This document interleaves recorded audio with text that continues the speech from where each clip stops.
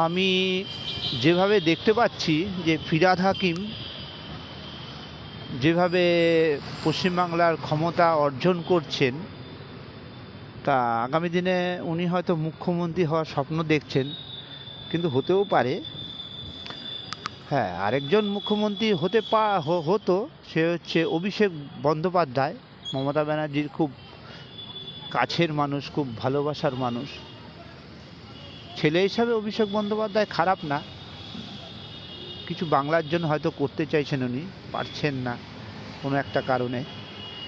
কিন্তু এই অভিষেক বন্দ্যোপাধ্যায় কিন্তু বাংলার মুখ্যমন্ত্রী হতে পারত, কিন্তু ফিরহাদ হাকিম এমন একটা জায়গায় চলে যাবে একদিন, সেখানে অভিষেক বন্দ্যোপাধ্যায় আর বাংলার মুখ্যমন্ত্রী হতে পারবে না, ফিরহাদ হাকিম নিজেই হয়ে যাবে।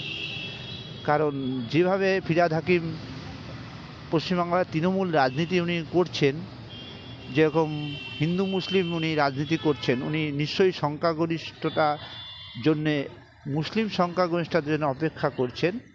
আর যেদিন উনি মুসলিম সংখ্যাগরিষ্ঠতা হয়ে যাবেন না, সেদিন আর উনি অভিষেক বন্দ্যোপাধ্যায়কে আর মুখ্যমন্ত্রী হতে দেবে না। কিন্তু আমার মনে হয় অভিষেক বন্দ্যোপাধ্যায় মুখ্যমন্ত্রী হলে বাংলায় অনেক ভালো হতো, ভালো হবে। ব্যাস এটুকু কথা বলে আমি আমার কথা রাখলাম।